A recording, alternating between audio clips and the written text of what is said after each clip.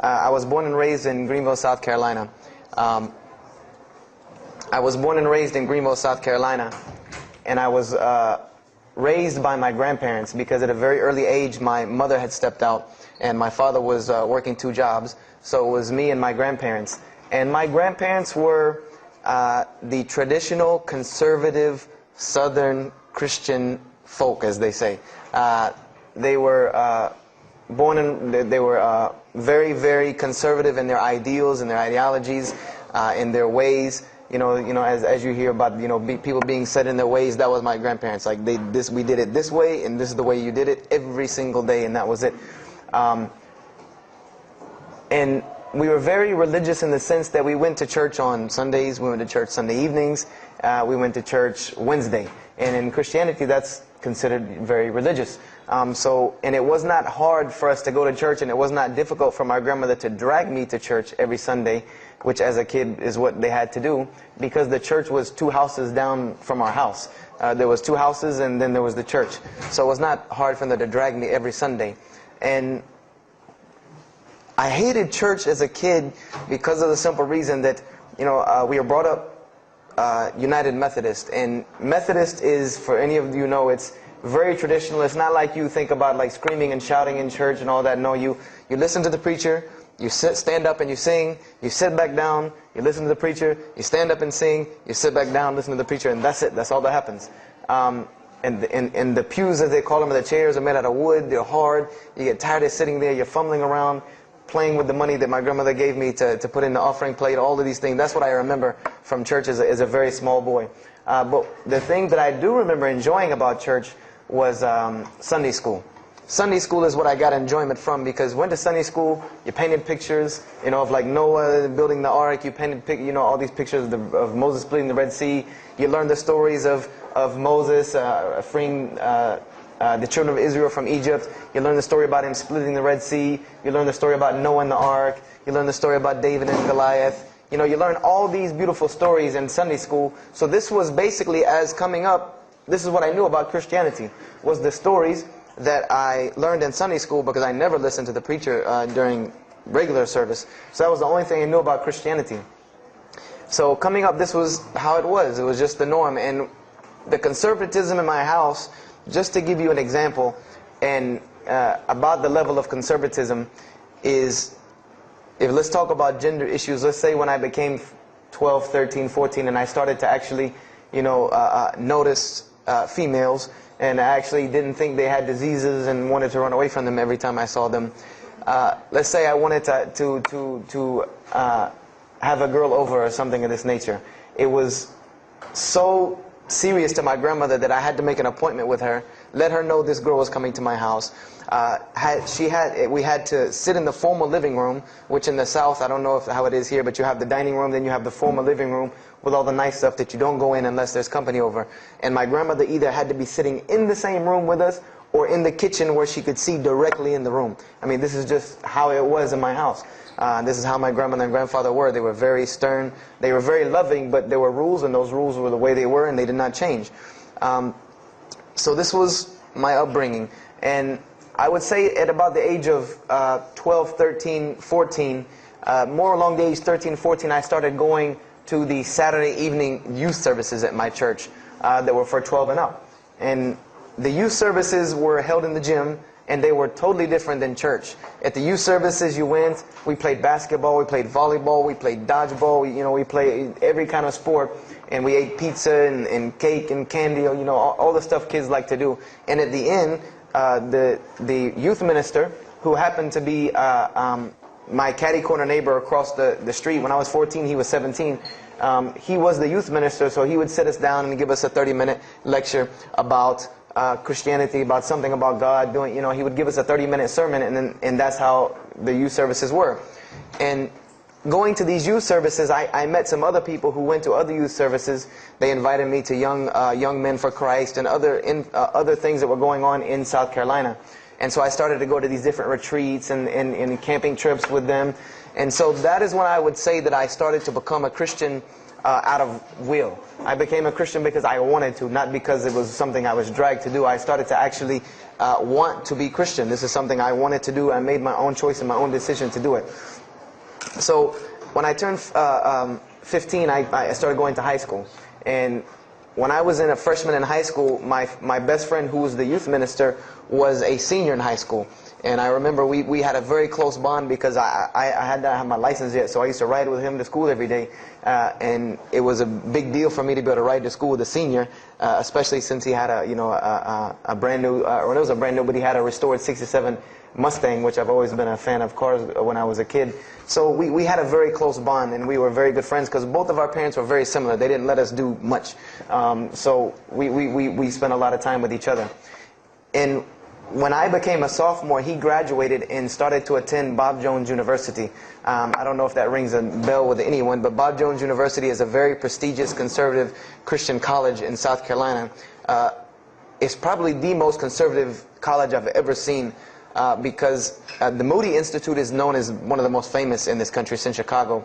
But Bob Jones is conservative to the point to where when it comes to men and women, like men and women are not allowed to get caught talking to each other in a room alone if they're not married, holding hands on campus. The men had to wear button-up shirts or polo shirts tucked in with slacks or jeans. The women had to wear skirts, no jeans, skirts that came down to the ankle, and a shirt that came to the wrist. And this was part of the guidelines for Bob Jones University. You know, you didn't party, you didn't drink, there was none of this that happened at Bob Jones University. And he started going there, and his major was textual criticism. And textual criticism probably doesn't ring a bell with anyone, and to explain it in detail would probably take another entire lecture. But just to give you a brief synopsis of what is textual criticism.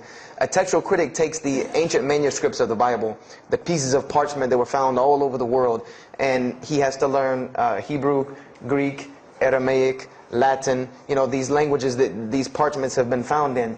And he has to take these scriptures and try to find out where they came from, why there are variations in the many different versions of the same parchment. Let's say you have Matthew chapter 1 from the Bible. There might be 5,000 different variant readings of Matthew chapter 1 in 6 languages. And so he has to be able to take all these and sift through them, try to find out why there's so many variations of the readings, and then determine which one is the original.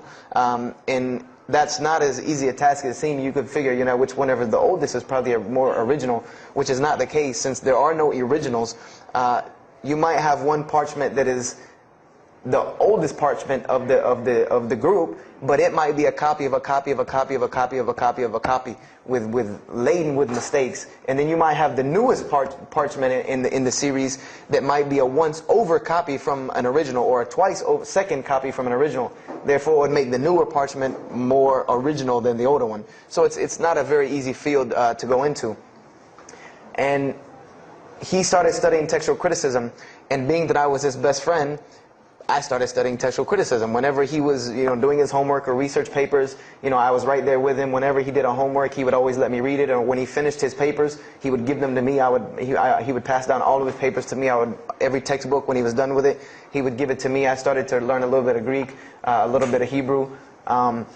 So I became, started to become a layman's textual critic. And I applied to Bob Jones University in my sophomore year because it was a 3-year waiting process for Bob Jones. And when I turned 16, almost 17, my friend came to me one day and he asked me a question that I had never really even pondered upon. He asked me, he said, "Have you ever read the Bible?" And I said, no, in church. I mean, yeah, we've all read the Bible in church. Your parents make you open it up and look at it. And at the Bible studies I went to, Young Men for Christ, we did have Bible studies, and we'd read a few passages and talk for 2 hours about those few passages. But he's like, no, have you ever read it? Like you read a book beginning to end. I said, no, I don't know anybody that's read, nobody that I knew had ever read it, beginning Genesis 1 to the end. He said, but this is the inerrant word of God, as we are taught. This is our instructions on earth. Why haven't we read it? Why have we not read this book? And I said, that's a very good question. And he gave me a challenge. Well, it was basically a challenge for us both. He said, let us start with Genesis 1:1, and let's read the Bible, and let's see what God says to us. because this is the inerrant word of God, inspired to men for instructions for us. So let us see what God says to us. If God can talk to the preacher through this book, why can't he talk to me? I said, you're right. I said, that's very good. I had a lot of time on my hands. I wasn't really allowed to do much anyway after school, so I said, why not? Let's read the Bible. I was somewhat nerdy as a 14, 15-year-old, 16-year-old. So we started to read the Bible, and we decided to go from Genesis 1:1. And what we tried to do, this was the attempt that we made, was to not think of anything that we'd ever heard about Christianity, but to open the Bible, and let's say I just found this book in the desert, and read it and see what it says to me. Let it talk to us. So we started Genesis 1:1, and we started reading through the Bible. You know, we did some of it together, and most of it I did by myself, because I'm a very, very quick reader, so I decided to read a lot on my own. And as I was reading through the Bible, I started to notice the stories that I had heard in Sunday school. You know, you start reading Genesis, you read about Adam and Eve, we all know that story. You started reading about Deuteronomy, Exodus, you know, the stories of Moses, the story of Noah, the story of Lot and Abraham, and all these stories that I know. But I was surprisingly and astonishingly shocked by some of the stories that I read about these same people that I learned about in Sunday school. Just for instance, and this is a big testament to why Allah kept sending us prophets and why Islam was sent as a complete and perfected deen with the Quran. If you read about Noah in the Bible, there is the story about Noah saving humanity from the flood with an ark and all of that. There is this in the Bible. There's another aspect to the story of Noah that not many people know about unless they actually take time to open a Bible. This will not be preached from any pulpit anywhere. Is that the Bible says that Noah was an alcoholic. This is the Bible's portrayal of Noah, or Nuh alayhi salam, that he was an alcoholic, he was a drunkard. This is the word used in the Bible, that he was a man given to alcohol. And I'm a psychology major, and my field of specialty is mental illnesses, and alcoholism is one of those, is a mental illness. And I know from seeing alcoholism's effect on one of my close friends' parents, I know that someone who is truly addicted to alcohol, and if Noah lived for so long addicted to alcohol, he was seriously addicted to alcohol. It is hard for someone addicted to alcohol to hold down a 9-to-5 job working at McDonald's flipping hamburgers, much less construct an ark to save humanity from a flood that's never happened.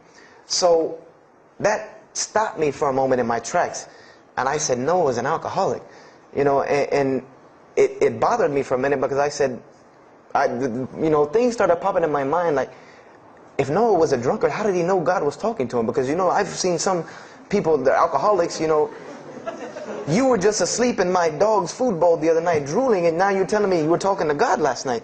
You know, you know, to rationally, that would not make sense to me. That's like, you know, an alcoholic on the street coming to you and tell you God's talking to him. You know, he has no, this would give this man no validity. This man has no validity with anyone. So I didn't pay it too much attention. It caught me, but I said, you know what, I'm going to keep going, because there's one thing that you don't do in Christianity, and I'll tell you what it is in a minute when I started doing it. Then I came across the story of Lot, or Lut alayhi salam.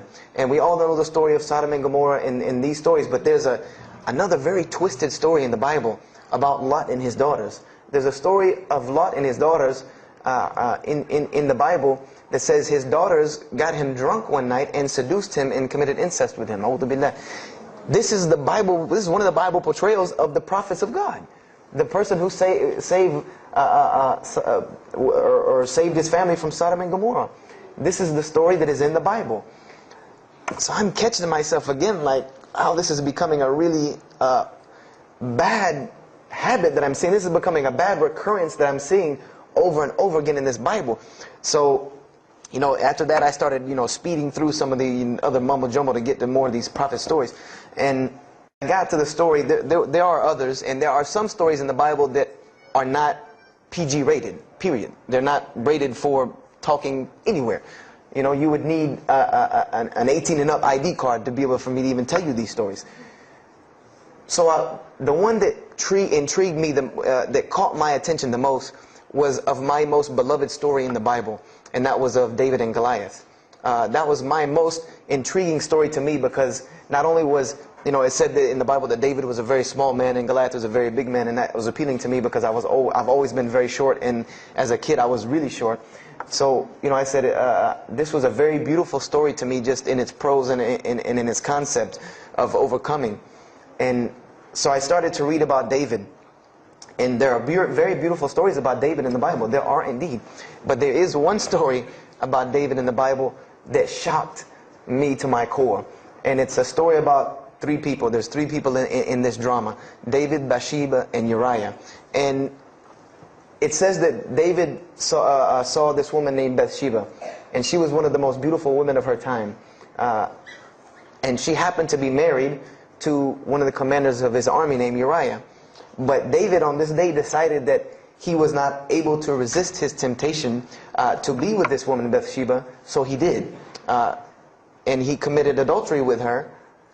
And knowing that he did this, the way that he decided to cover it up was he sent a letter to the generals of his army saying that when the battle was fierce, for everyone to pull back and abandon Uriah, so that he would be killed, and when he dies, then he could have Bathsheba, no harm, no foul. So David went from being the slayer of Goliath, the hero from man, to an adulterer, a plotter, and a murderer. And so this is when I really caught myself and said, hold on now. Something's wrong here. Something's got to give. I said, because to me, God's prophets in my mind were people of example.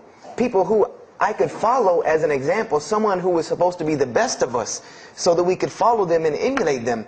And they're turning out to be worse than some of the people that you see on America's Most Wanted.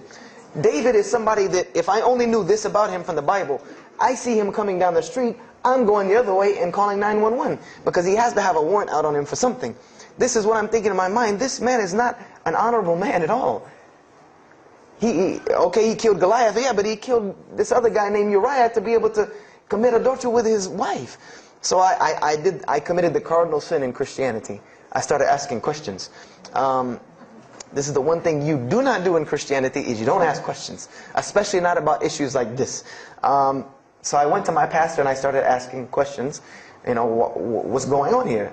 Pastor, there's a very bad recurring habit about these men in the Bible. What is the deal here?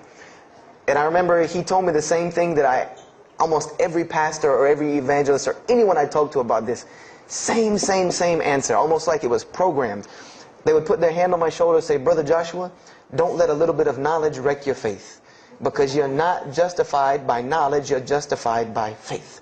And they would quote me verses like, lean not on understanding, Paul's, we're justified by faith in Jesus Christ. They would quote this whole line of thing to me like it was already pre-programmed, that they programmed in pastor school that people are going to ask you questions and here's the answer. So I said to myself, I don't know, Pastor, this just seems kind of odd. He said, let me tell you something. What you're reading is the Old Testament referring to God's covenant with the children of Israel. And they were a different people, a very stubborn, crazy people. So why don't you move on to the New Testament? In the New Testament, you'll find the new covenant they were under with Jesus Christ, and I promise you things will change and be better. I said, okay, perfect. So I went ahead and finished and got to Malachi and then started with the New Testament. So I opened the New Testament and I said, here we go. Let's start all over again.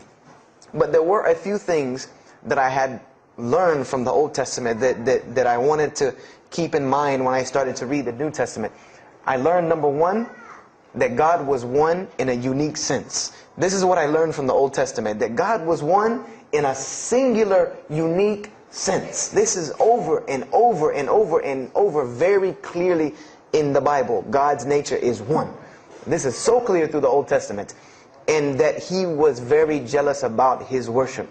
And every single time the children of Israel would turn to something else other than Him, He would punish them and restrict their lifestyle. This is something that I learned. And it kind of, the similitude to me with how God dealt with the children of Israel was, and I hate to use this stark contrast, but it's almost as if one of us went out, God forbid, I hope not, and let's say we went out here and robbed a bank. You rob a bank, you go into jail for a long time. And every day when you wake up, do you think that that jail is going to look like the Hilton at LAX? No, I doubt it. It's probably dark, cold, bad food, orange jumpsuits, not nice people, the whole 9 yards.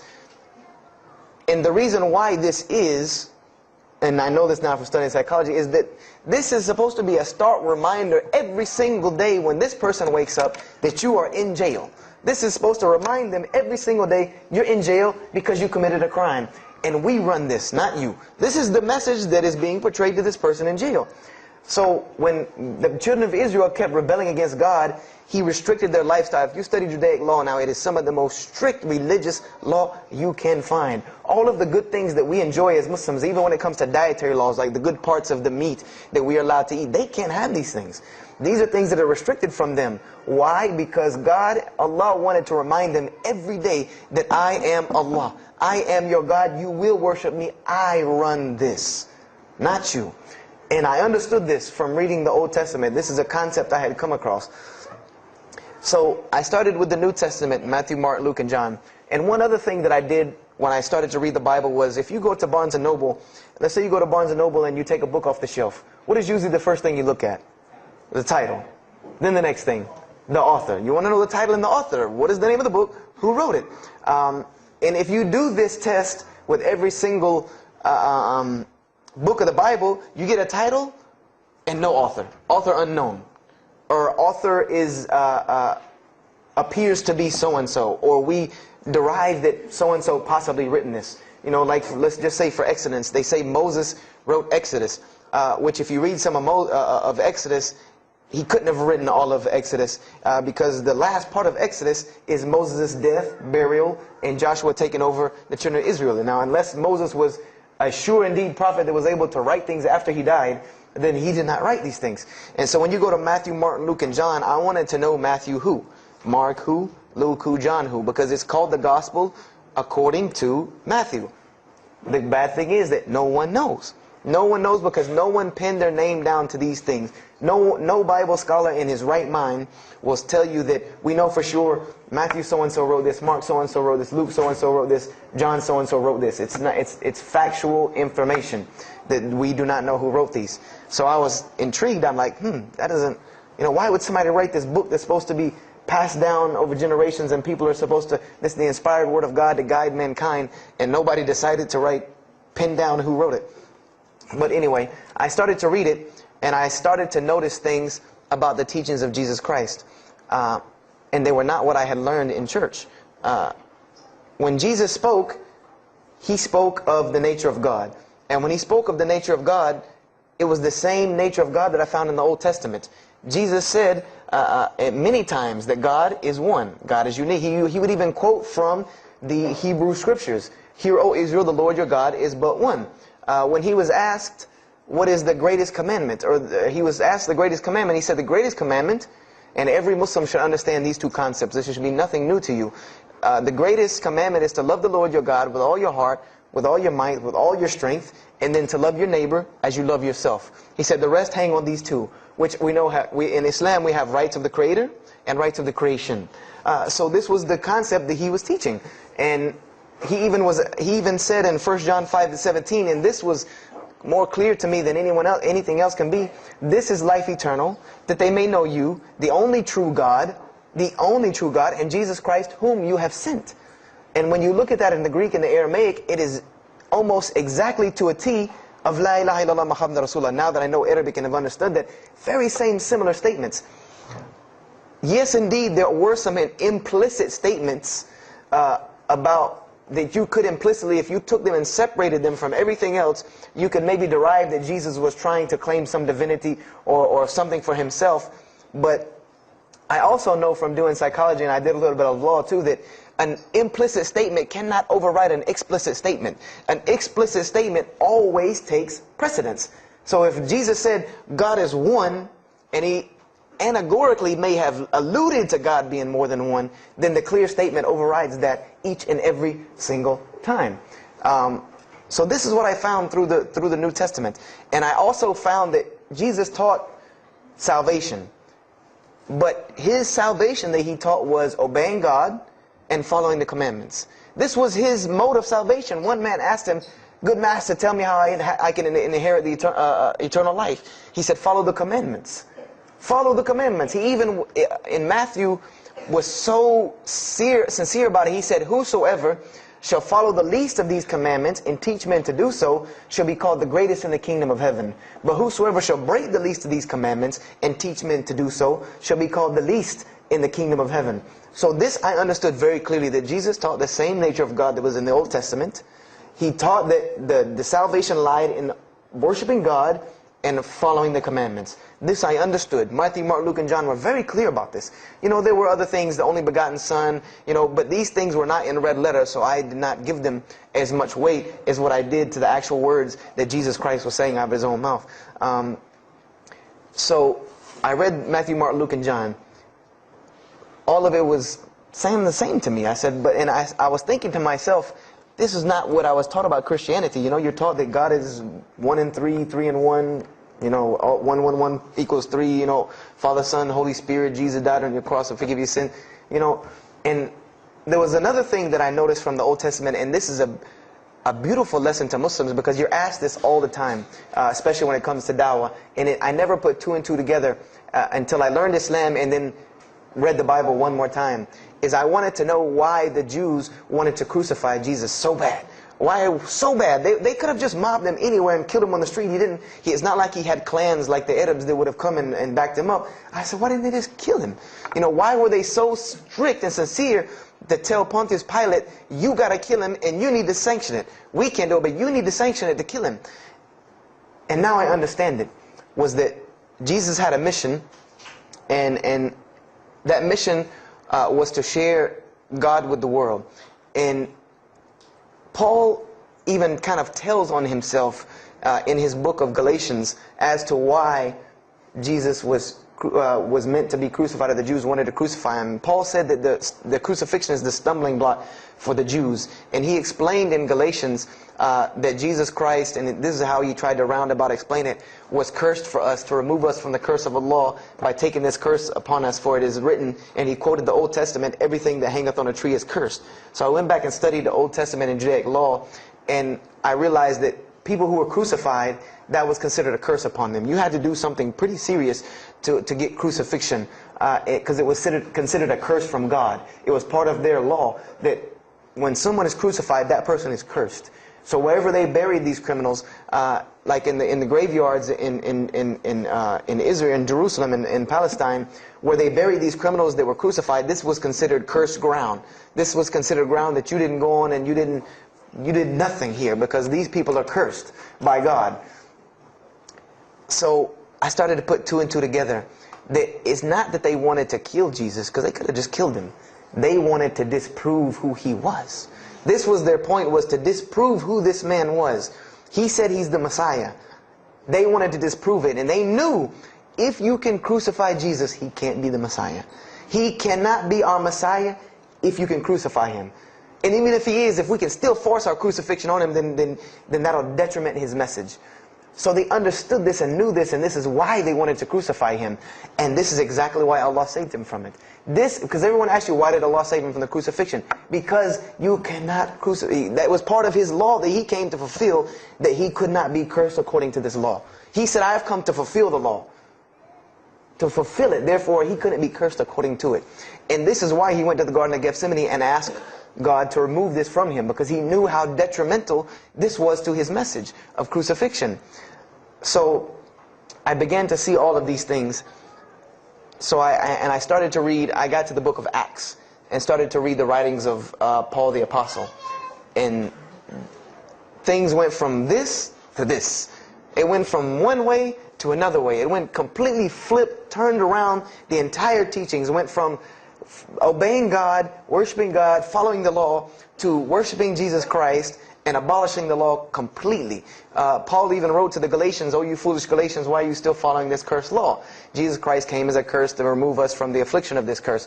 So I said to myself, but Jesus just said, a few books before this, that whosoever shall break the least of these commandments and teach men to do so shall be the least in the kingdom of heaven. And here you go, Paul preaching this gospel to abolish the law.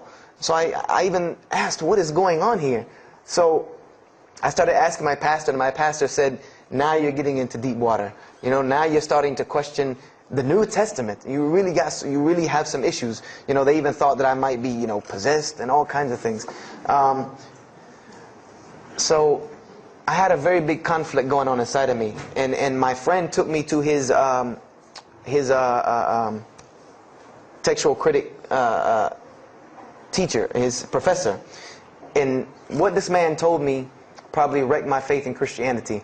And I always say, I doubt he would be very happy me traveling around the world telling people that a Christian professor from Bob Jones University wrecked my faith in Christianity. But he did. Because what I asked him was, what happened to all these contradictions? You know, in the Old Testament there are many contradictions. If you study Hebrew language, you'll understand that when you read some of the Old Testament or the Torah, that there are some parts of the Torah that you can see is the most beautiful Arabic that you can see, the most beautiful Hebrew that you can see, just like when you read the Quran. It's very beautiful Hebrew. And then 2 chapters later, you'll see Hebrew that looks like a broken 3-year-old who is trying to scribble some Hebrew down. It looks very colloquial, very dialectic. You can tell it's not the same person speaking. So I went and asked him about all this stuff I saw. And he told me, he said, what you have is a book written by men over centuries and centuries and eons and eons. And he says, and this book started as an original that was copied and copied and copied, and somebody added a mistake, and somebody came behind him and corrected that mistake and added 2 of his own. Someone came and copied it and skipped a line and added a line where it wasn't supposed to be. And then someone else came and copied it and took it to his country, and in order for it to fit well with the doctrine they were teaching, he would cross out a dot here or cross out a word here or change a word here so that it would fit with the theological ideas of this part of the world. And he said, and after all these years, you have a book now that is compiled from all of this, written by the hands of men that still have men's fingerprints left on it. And that's what you have. You have an imperfect book that is only perfected through faith. This is exactly what he told me, that this book is perfected through faith. You cannot perfect it textually. It's not a textually perfect book. Those who believe in it by faith. And so I said, here we go again with this faith thing. You know, I said, God gave me a brain for a reason. If He did not want me to use it, He would remove this reason and logic part of my brain out and replace it with more faith. So, you know, and I was of the opinion, you know, as the saying goes, my grandmother didn't raise a fool. I'm no fool. You know, I said, I can't believe in this. You know, I mean, this book I've been taught is the inerrant word of God, and you're just telling me that it's a book of errors that's only perfect through faith. That's like me taking a 1982 Datsun all beat up and saying, if you believe it can be a Mercedes. If you believe. You know, that would make no sense. You can't take a car to the car dealership and say that. No, if you really believe it, if you look at it right, it's a Mercedes. So I said, no, you know, this is a book full of errors. And God's religion is perfect. If God has a religion, it's perfect. If He has a book, it has to be perfect because He is perfect. So I left Christianity completely. And I decided that I was, you know, I had learned some concepts from the Bible. God was one. You couldn't fool me of that. You know, I had also concepted that there should be nobody standing between me and God because He created me without permission from anyone. Therefore, I don't need to be taking permission from someone to go to Him. If I had to be forgiven for something, it should come from Him, because on the Day of Judgment, it's going to be me and Him alone. And I didn't know about God's prophets yet. You know, I had my doubts and persuasions about that. So I decided to start searching other religions. I went back to Judaism. I studied Judaism. I found the same thing that Jesus taught about two spiritual Jews that leave the law, and Jews that were so caught up in the law that they left no room for spirituality. I studied Buddhism, Hinduism, Taoism, Confucianism, Wiccan, Bushido. You know, everything I could get my hands on, every type of ism or religion, I studied it. But there was one litmus test that I used for every religion. And whenever I met them, or the people or whatever about this religion, I would always ask them, do you have a book? Do you have a book? Because another thing I had come to the conclusion of is that if your religion is true, you should be able to tangibly hand me something and show me that this religion is true. Give me something that I can see. I don't want to hear that faith stuff anymore. I heard that all my life, and look where it got me. It got me thinking I'm driving a Mercedes running around in a 1982 beat-up Datsun. I said, no, you have to show me. And so I read the Bhagavad Gita, I read the Torah, I read the Scrolls of Tao, you know, I read the Code of the Bushido, I read the Wiccan Book of Spirits and Spells and all that other magic stuff they have.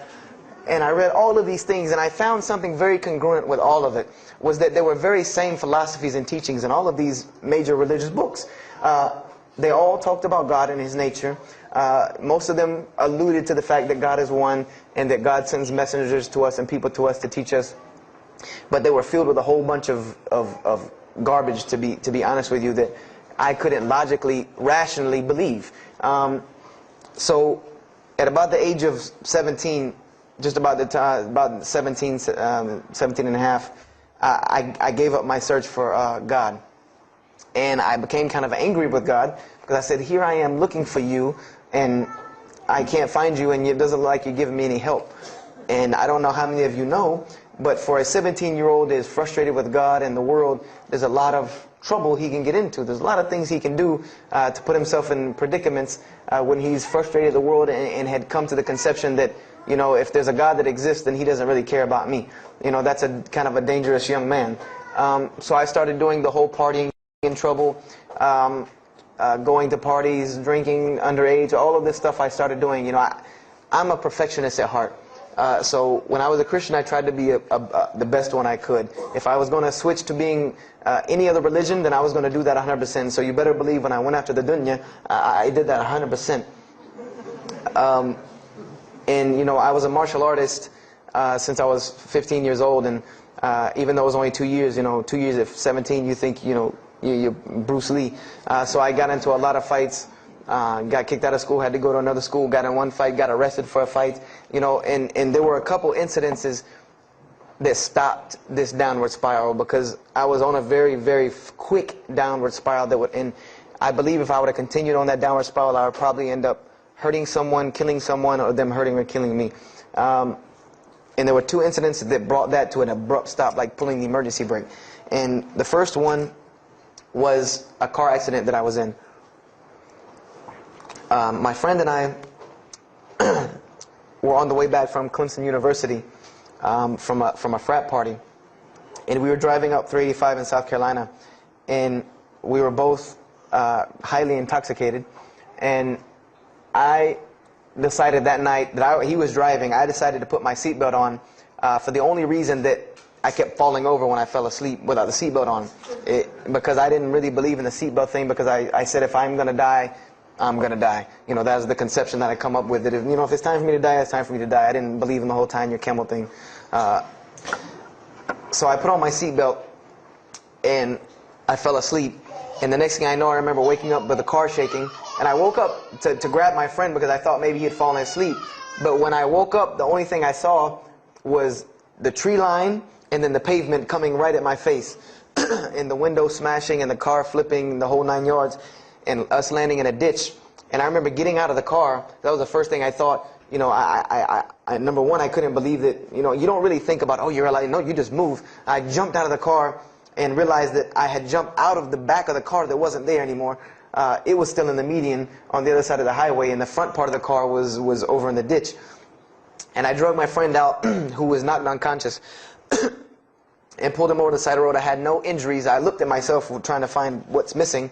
And there was nothing but a piece of glass stuck in my arm that I pulled out. And it just so happened that a state trooper was passing the other way, because he turned around and came back. And when he came back, he asked what had happened. And the first thing he asked me was, did you see what happened? Because there was other people who would pull over, so I guess he thought that I was a bystander, because I started to walk towards him. He's like, did you see what happened? You know, where are the people? I said, yeah, I really saw what happened. I was in the car. You know, and he was like, you know, as they say, like the color drained out of his face, because he was shocked. He said, how were you in that car? You know, and of course they took to the hospital. My friend got arrested, DUI. But before he put us in the ambulance, he was a man of God, because he looked at me and he told me, he said, young man, you better realize that you're on this earth tonight for a purpose. The only reason you're still alive is that God has a purpose for you. If not, you don't live through things like that. People without purpose, if you didn't have a purpose, then this night would have been your night. So you need to realize that. I said, this old man's out of his mind. You know, if God had been looking for me, he had the opportunity to get me a long time ago. So don't tell me about that God stuff now. So I paid it no attention. And about a month later, 3-4 weeks later, my friend and I, same two, he's on crutches still, we decided to go to New York City. We decided to just take off, drive to New York City. We didn't tell our parents where we were going. I said I was sleeping in his house. He said he was sleeping in my house for the weekend. So we drove to New York.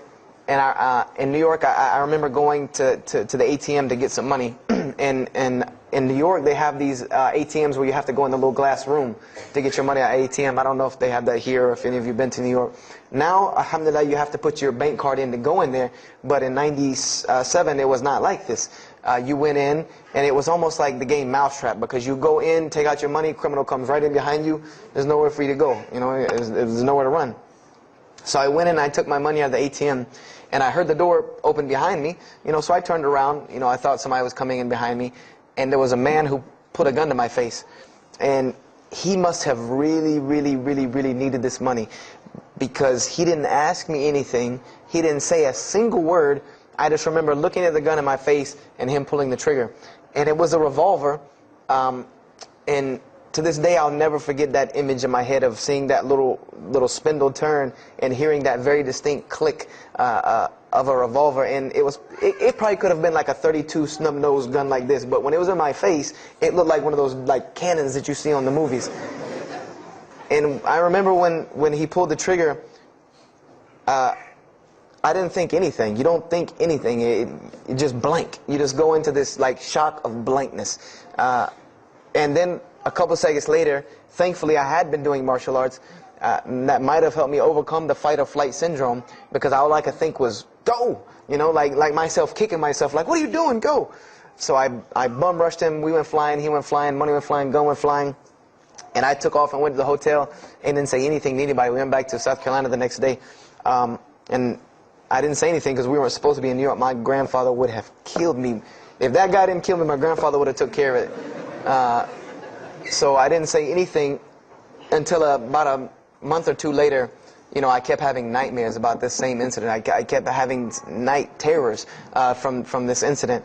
And so I told my grandmother about it. And she told me the same thing that the officer had told me. She said, you know, you have to realize that God has a purpose for your life. You're here for a reason.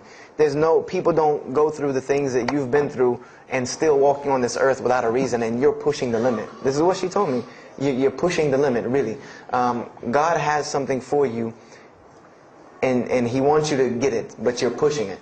And she didn't tell me to go back to Christianity and study my Bible. The only thing she told me was that God hasn't gone anywhere. You just have not looked in the right place yet. And so I decided to put myself back together. You know, the car wreck, the gun thing, the getting arrested for fighting, like all of that, like really made me stop really quick and think, you know, that I need to get my stuff together. So I became an agnostic, someone who I believed in God with no form of religion. I prayed to God on the floor on my hands and knees, because this is how all the books of God, this is how the Bible, the Torah, the New Testament, the Bhagavad Gita, all of these scriptures that I ever read, they said that this is how the men of God prayed.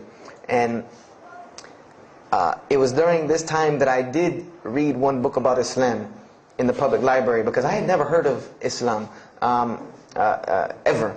But I remember I was looking in the religious section in the library at school, and there was a book about Islam, and or it was in the library, the public library, and I remember it was some title like "Why I'm Not a Muslim" or some, you know, one of these titles that was propagandistic against Islam, but I had no idea. So I just took the book and I read it, and I remember it said that Muslims, M-O-S-L-E-M-S, and any of you knowing Arabic knows that's a very derogatory word. A Muslim is someone who oppresses someone else. That's a very quick sleight of the pen that was used in the past for a very real purpose. It said that Muslims were people who worshipped a moon god named Allah, who lived in a box in the desert, in Saudi Arabia, and they were oppressive to women. I remember there was a whole chapter about how they could have 4 wives and as many as they want, actually, because they could marry 2, divorce 1, get 3 more. You know, this whole, you know. And it said that, you know, I remember the one thing that really caught my attention was the whole chapter on jihad, where it said that Muslims were allowed to kill non-Muslims at any time, at any place, without discretion, and it was an honorable act, and not only would they go to heaven before it, but they would get 70 virgins on the way. You know, so I closed the book on Islam, put it back on the shelf, and marked off Islam off my little list of religions, and said thanks but no thanks, and if I ever see a Muslim, I am out. And I said I'm pretty safe in Greenville, South Carolina. I had never seen a Muslim ever. So I said, you know, I don't have to worry about running into no Muslims, thank God. So, you know, I started, you know, just worshiping. You know, I tried to just be a good person, you know, pray to God, ask Him for guidance, try to be a genuinely good person. And I remember what changed is when I met a Muslim. I met a Muslim who I had met a couple of times at school. We had went to school together, and I knew him, but I never knew that he was Muslim. And there's a couple of reasons why I never knew he was Muslim. Because he was African American, number one, and the book said that Muslims were Arabs.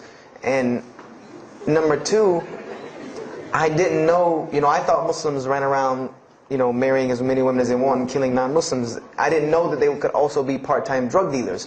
So I didn't know, I never knew that this guy was Muslim. I didn't put 2 and 2 together.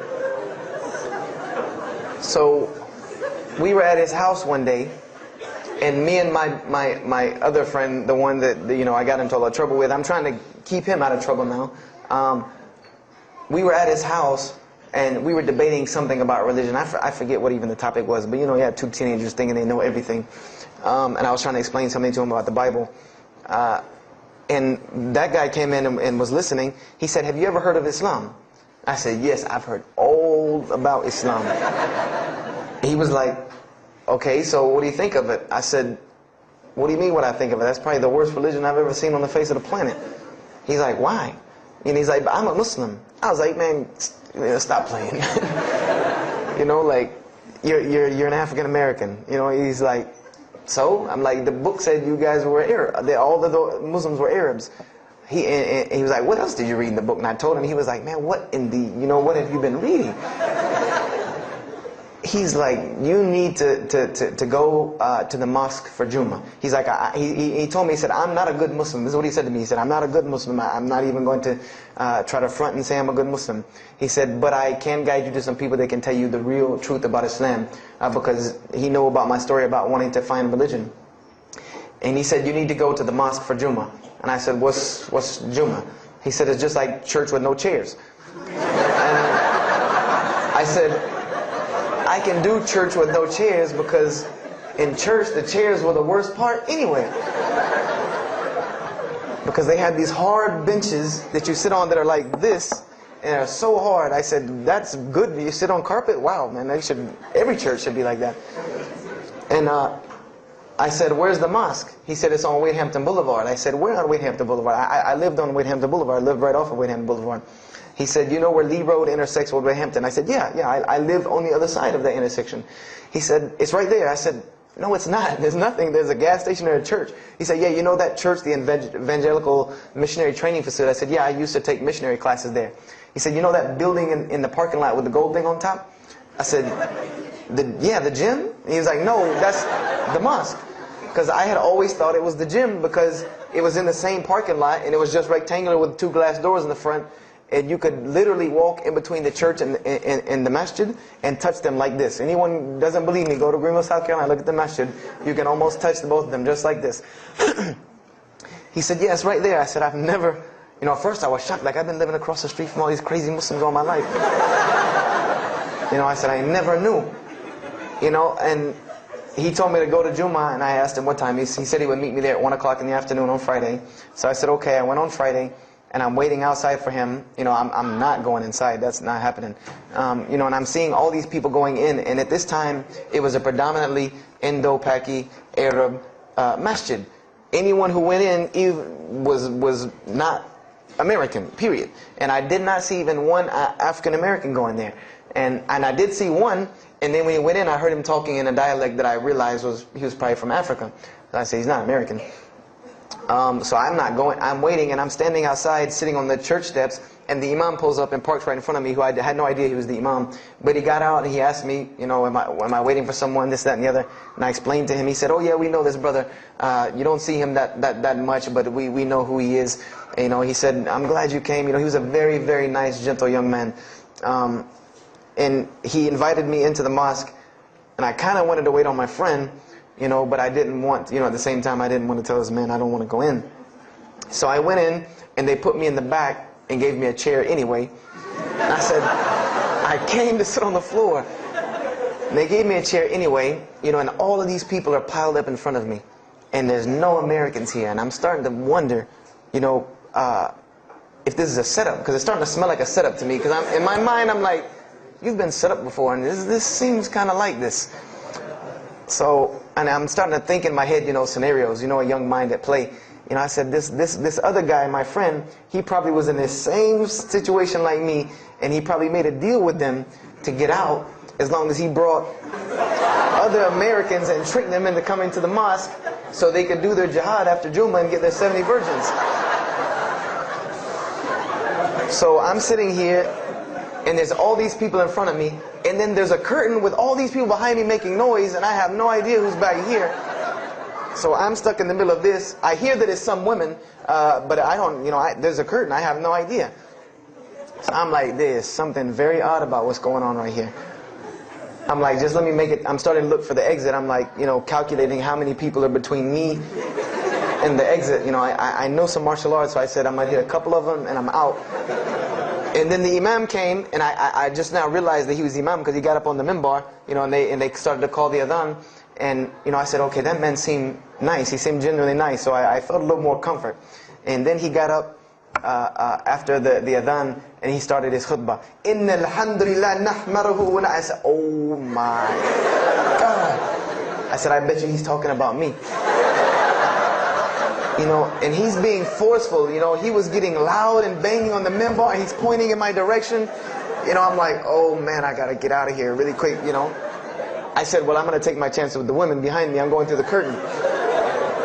And then he started to, when he got done with his Arabic tirade, he started to explain it. You know, that verily all praise belongs to Allah alone, or God alone. In Him do we worship, in Him do we seek help and assistance. We seek refuge with Him from the evil that lies. You know, he explained what he said in Arabic, and it sounded to me so beautiful. It was very, very beautifully prosed, what he said, and I wanted to know where he got that. You know, I said, where did he get that? You know, because it was only about God and about the nature of ourselves. All of us should know that the beginning of the khutbah, and he quoted the 3 verses from the Quran. O you who believe, fear God as ye should be feared and do not die, and instead of a state of submission to Islam. He was a very wise man, because he translated everything. It was almost as if he knew I was there and translated everything for me. You know, and I remember to this day what the khutbah was about. And I don't know if he did it because I was there, or if that was his already planned khutbah, but it's almost as if it was meant for me. The khutbah was that, the title of it was that the forgiveness of Allah is open to anyone at any time, at any place, no matter what, unless they have committed shirk. And the prose of the khutbah was a very long hadith. A very long hadith that some of you will know. And just to make it short, it was the hadith where the Rasulullah met Angel Gabriel or Angel Jibreel, and Angel Jibreel was telling them to tell him that if the Muslims commit this certain sin, to tell them that Allah would forgive them. And every time he would tell the Muslims, they would say, okay, well then what about this sin? And he would go back and meet with Angel Jibreel, and he would go back and come back and say, tell them that Allah will forgive him for that. And this discourse happened, you know, for many different sins. And then finally Angel Jibreel (la'isalam) said, tell them that Allah has said, no matter what they do, even if their sins are compiled, you know, like the oceans are from the east to the west, as long as they have not associated a partner with Allah, tell them that Allah will forgive them. And I remember he told me that, or he said that, you know, that the door of repentance to God is open as long as you have not seen the angel of death or the sun hasn't risen from the west. I didn't really understand the sun risen from the west thing at that time. But, and he said that, you know, God's forgiveness has to come from God alone. This was the whole premise of his khutbah, was on forgiveness and tawbah. And I was saying to myself, these are all of the same concepts that I had formulated through reading the religious scriptures myself. And I'm asking myself, where did he get this stuff from? You know, where did he get all this? And he started using names like, he used the name Ibrahim, ﷺ. He used the name Musa, and I'm like, he translated it to Abraham and Moses. I'm like, where did he, you know, where is he getting these? These are names from the Bible. I know these people. And so after the khutbah, they started lining up for the prayer. And I got apprehensive because everybody's getting up in front of me and blocking my exit from the door. And so I guess one guy in the back saw me, and because I had to move back a little bit, he said, we're about to pray. And I said, pray to who? And he said, to God. I said, which one? And he said, the one that created the heavens and earth. You know, the same one that's in the Bible, you know, the only creator of the heavens and earth, the only God. I said, yes, I know him. And so the Imam started to pray, and when he recited the Quran, I know it sounded very intriguing. I had no idea what it was. But then when I saw Muslims bow and prostrate on the floor, verses and verses of every religious book that I had ever read started ringing off in my head, that this was the way men of God prayed. And the first thing that I could think of in my mind was, this is worship. That's what I said to myself. This is not prayer, because prayers are asking God for something. These people are worshiping God. So I said to myself that you've written this religion off way too easily. I thought I was a much more open-minded person than that, and I was ashamed of myself that I had written it off with just one little book. You know, I had put all these studies into the other religions. I read this one thing about Islam and was done. So I went to the Imam after Jummah. You know, he talked to me, and I would have to say that I was probably a little bit rude with him. And I've asked him to forgive me. You know, I saw him a few years later. I said, you got to forgive me for the first time you saw me, because he started telling me, you know, would you like to know a little bit more about, he had a very heavy accent, he was an Egyptian brother. Would you like to know a little bit more about Islam? He tried to give me some pamphlets. I said, no. I don't want any of this right here. I said, do you have a book? This is what I wanted to know. Do you have a book? Can you give me? He said, yes, we have a book. I said, it's called the Quran. I said, can I read it? Is it in English? Can I read it? He said, sure, you can read it. And then he tried to explain it to me a little bit, how it came by. I said, nah, just give me the book, because the book should speak for itself. So I took the Quran home, and on Friday night I started to read it, because this is a book I had never seen before. And I was very interested. So I went home and I opened the Quran, and I read the Fatiha. It seemed to me kind of like the Lord's Prayer. You know, it was a little similar to what I found in the Bible. But then I started to read Surah Al-Baqarah. I started to read Surah Al-Imran. And I started to see names that I had seen before. I started to see names like Abraham, Moses, David, Jesus, Yahya, John the Baptist, Zechariah, Mary. And I said, I know all of these names, but there was something different about these people in this book. The prophets that I found in the Bible were people that were deplorable, of not very good character. These same men in the Quran were someone who were at the highest echelon of moral character and moral fiber. They were someone that was an example to be followed, because they lived the message that they preached. Therefore, they were able to be followed and emulated. So I read all of these chapters, and I read the story of Jesus, peace be upon him, because when I saw the name Jesus first, that really intrigued me. I wanted to see, what does this book have to say about Jesus? And I read the story in Ali Imran, and I read the story in Surah Al-Maryam.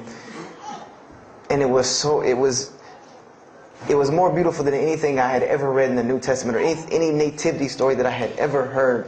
It was more beautiful than that, times 10. I remember the only thing that I could capture in my mind was the miracle of how, because in the Bible you never really figure out the conflict of how Mary gets over this finger pointing at her about her coming with a baby and she's not married. There's no real end to that. There's no real defense for her from this in the New Testament. But the Quran is so explicit and so clear that Jesus' first miracle was to speak from the womb, to speak as a baby and defend the honor of his mother. Something that you cannot deny. Something that you cannot deny about her, who Mary was, when you have this baby speaking on her behalf. So I would say I read the Quran entirely in 3 days. But that first night, after I had made it through Surah Al-Imran, my heart was already given to this book. I didn't know what it meant to be a Muslim. I didn't know how to be a Muslim. I didn't even know what that meant. But I knew that whoever it was that followed this book, I wanted to be like these people. I wanted to be like the people that I read about in this book. These were people I could follow. These were prophets. This was a book of guidance. And this was something that the book is calling and appealing to me. That if you don't believe in this book, you never see that. I've never seen this in any other scripture. The direct challenges that are in the Quran, that if you don't believe this book is true, put it to the test. Put it to the test. And this was something that was so astounding to me, that God is telling you over and over again, if you don't believe this is the truth, test it. Bring me something else like it. Test it. Put it to test. If it was written, if there was more than, all of the analogies about God, everything was so logical, so rational, so reasonable in my mind, that it was like 2 + 2 = 4, and that was it. There was no 1 + 1 + 1 = 3, egg, yolk, water, fight. There was none of that foolishness. The Quran was very direct and very straightforward in its teachings. So I gave my heart to Islam that night in my living room, reading the Quran. And I cried and cried, that I had been looking for the truth all this time, had searched all this way, and it was right across the street. Right across the street from my house. And so I went back on Monday to accept Islam and ask these Muslims where in the world they've been all this time. And I go, ready to go in there and do my thing, and I go and the masjid is locked. And because they only came on Fridays and for Isha during that time, and I didn't know. So I said, okay, I guess I have to come back on Friday. Because every time I passed by the masjid after that, it was always locked. So I came back on Friday and I took my shahada. And as they say, the rest is history. But I don't travel around the world, and this was in December of 1998. I don't travel around the country and the world telling my story, just for the entertainment value. Even though I've been told it does have some entertainment value, I don't tell it for that person for sure. If that was the only reason, then you could just get it off of YouTube and it was the same exact story. I'm going to finish with this, and I hope you can give me 10 more minutes, inshallah, to tell you why I go around telling my story. I tell my story to let everyone realize that there are millions and millions of people just like me. Just like me in 1998, searching for the truth, can't find a way out. There are millions of people. There are probably millions of people in California, hundreds and thousands, if not millions, right here in in Orange County and Los Angeles in the Southern California area, that want to know the truth, that are tired of hearing the same garbage preached to them over and over again, tired of this shaitan box telling them the same thing over and over again, tired of the world being in the condition that it's in, tired of their life being in the condition it's in. And we as Muslims have the solution to every single one of their problems. And guess where we keep it at? Right here inside the masjid. Right here inside the masjid, we have all of this truth. We have the solution to every problem in the world. You want to solve the world hunger? The problem of world hunger? Islam has the problem. You want to solve the problem of world poverty? Islam has the answer. You want to fix the economic situation of this country? Islam could fix it tomorrow. And this was in an op-ed piece in the Washington Post. In the Washington Post, there was an op-ed piece that the two markets that are falling apart in this country are investments and housing.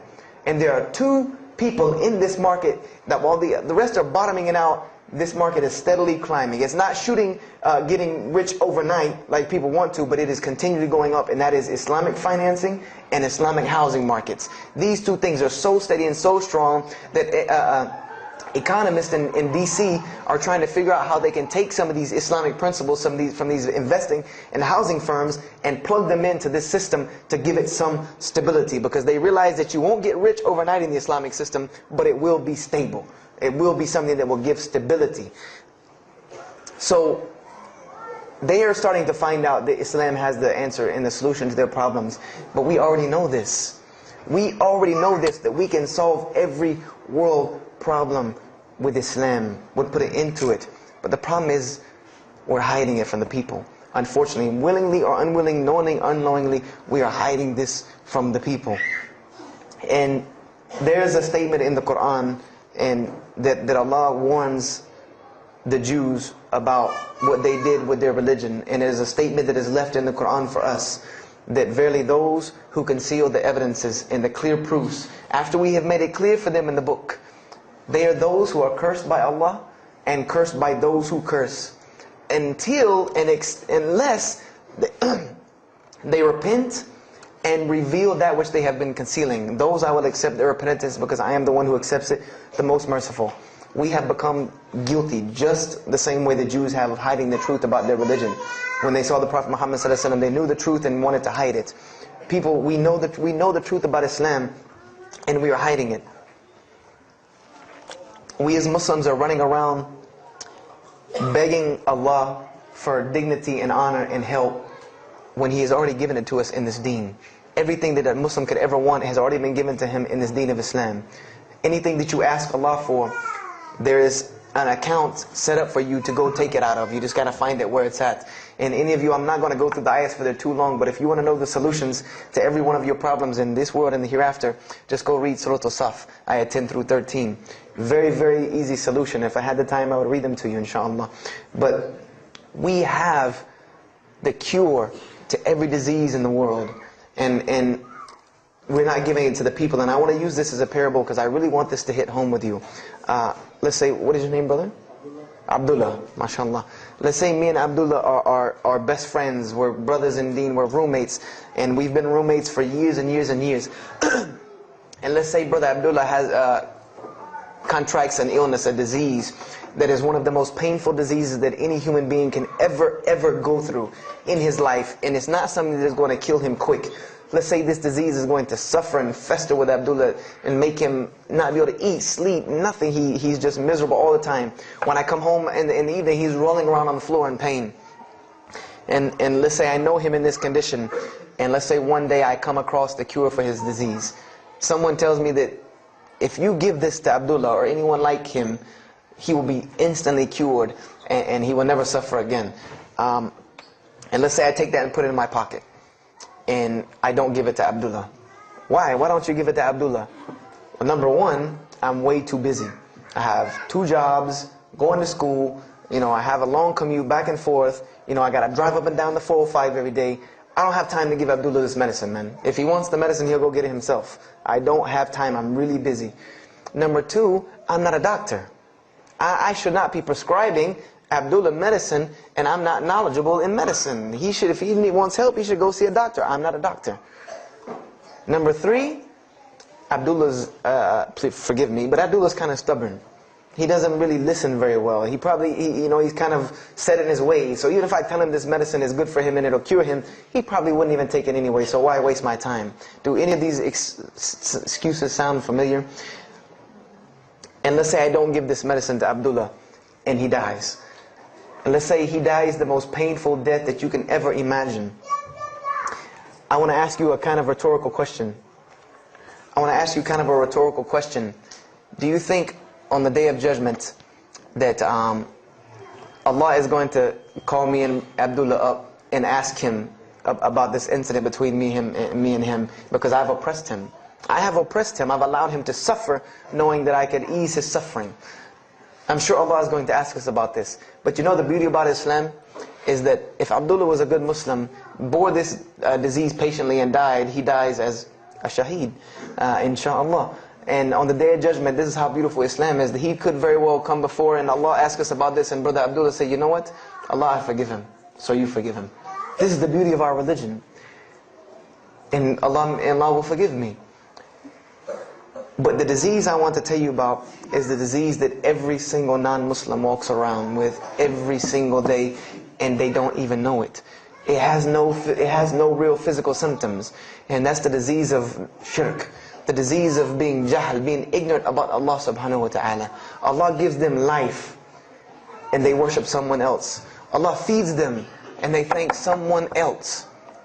He created them and fashioned them in the womb of their mother and knows them better than they know themselves. And they have no idea who He is. They don't even know who He is. If that doesn't pain your heart to see a person in this condition, then for sure the hearts have become hardened. Because when I see non-Muslims, especially when I sit in places like airports, I see this disease. I see it on them. I see them walking around with it. And there's so many of them passing me, I think to myself, there's no way I could talk to all of them. There's nothing I can do. And this disease is something that not only is not going to show up as a physical symptom and is going to leave them ignorant about Allah subhanahu wa ta'ala, but when the day they die, they will die the most physically painful death that anyone can ever suffer. The Rasulullah ﷺ said that when the angel of death comes to the disbeliever, it doesn't come kindly. He yanks the soul through the nose, and it's as if his flesh is torn from his bones. It's as if they take Brother Abdullah and turn him upside down and stuff him in a human paper shredder. This is the death that is waiting for those who do not know Allah subhanahu wa ta'ala. And you know the unfortunate thing? That while you've been sitting here listening to me, thousands of people have died. Thousands of people have lost their life not knowing Allah while I'm talking to you right now. People in this city have lost their life, and there's nothing we can do about them. They're gone. It's too late for them. We can't save them even if we want to. And that's a deplorable, deplorable, sad, sad fact that we can't save them. But there are many, many, many, many who we can save. And that all that takes is us taking this light of Islam we have and showing it to the world. There's a statement in the Bible, and I finish with this. Whether Jesus ﷺ said this or not doesn't matter, because this statement is one of the most profound statements that has been somewhat of a focus for me in my mission of da'wah.